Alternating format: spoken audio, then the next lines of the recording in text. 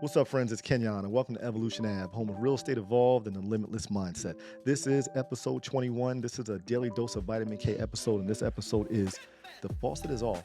Now what? I get that title because I was talking to my old broker yesterday, and he said something that I really liked. He said, now that the faucet is turned off, a lot of agents are going to be at zero, and a lot of agents won't make it back up. This one is for my real estate professionals, and all entrepreneurs alike can understand this. You have a decision to make. Winter is coming. Some people are going to starve and die. Others are going to learn how to snowboard and tube. You have to figure out which one you are. Tom Ferry's 6 phases of real estate mastery comes into play. Really, it applies to everything across the board when you really think about it. Tom Ferry's 6 phases of real estate mastery pretty much applies to everything across the board, especially phase 1. Phase 1 is it takes 90 days of committed execution to see results. It takes 90 days to move to the next phase, which is momentum. Then, when you're in momentum, you have to continue those activities and the action you're taking during those 90 days to build that momentum to move into that flow state, which is what we all want, that blissful state of business comes easy and we're just kind of flowing and it really feels good, right? So what does that entail? That means you're committed to productivity, you're putting the hard work in, you're persevering through the ups and downs of the market and the industry that you're in. It just means you're really taking action every single day. Listen, you're not a sales guru or great when everything is in extreme demand and the market's jumping. If you were lucky enough to get into pharma sales and work for Pfizer when they launched Viagra, for instance, you probably made a lot of money, but that doesn't mean you were a great sales professional.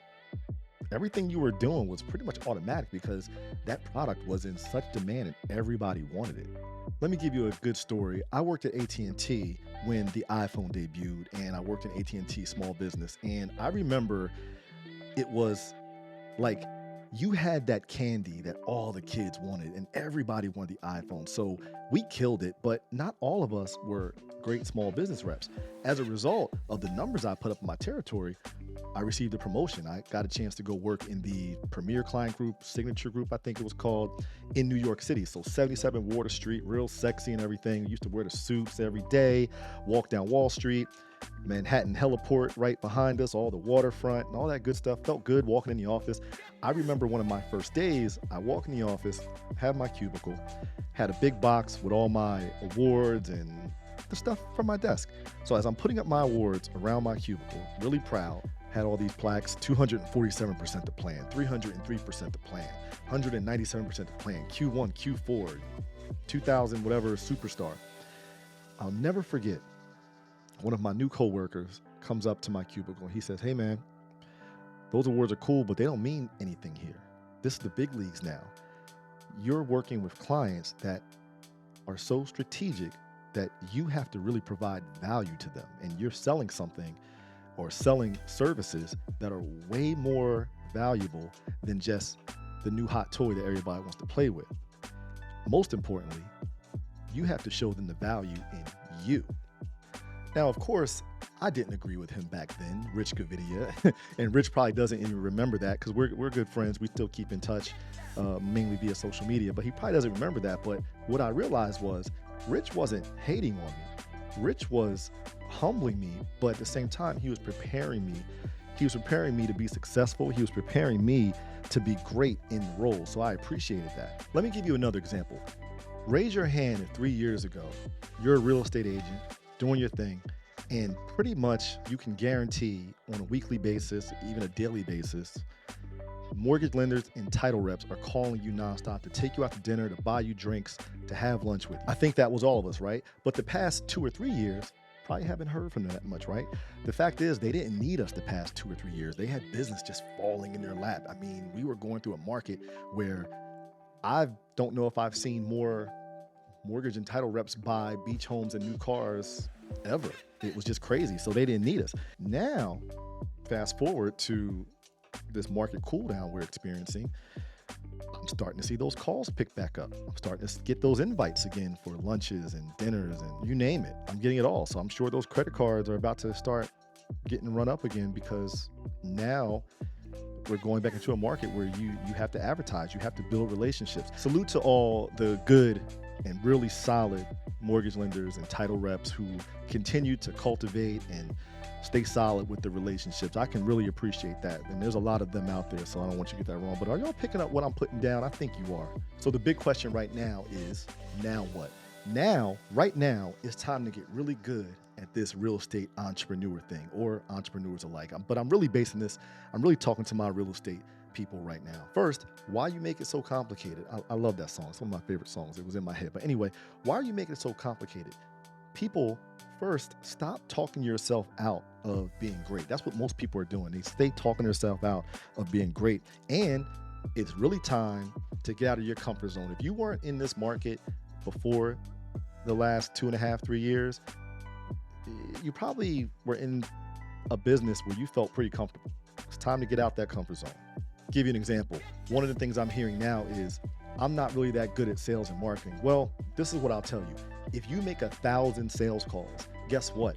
You're probably going to end up getting pretty good at sales if you make 1,000 calls, because the more you do, the better you get at it. The more you do, the easier it actually gets.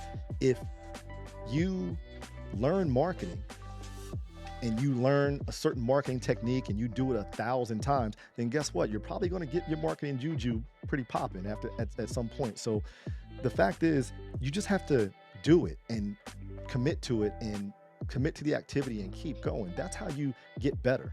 The other one I hear is, I'm not good at making content, or I'm not good at social media. Well, if you actually do it, you'll get better at it. Listen, I listened to some of my old podcast episodes and they were trash, but I feel like every time I turn this mic on, I'm getting better all the time. But in the beginning, it sucked, but that's okay to suck. Once you do it, continually commit to doing it, you'll get better.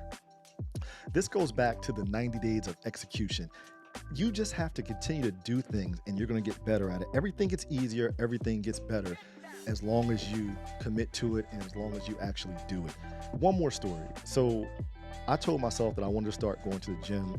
So right now I get up and I go to the gym. The goal is to be at the gym by 5:30. When I first started, I hated it, and it was a struggle to just get out the bed, even though I was up, because I wake up about 4:15, 4:30 every day.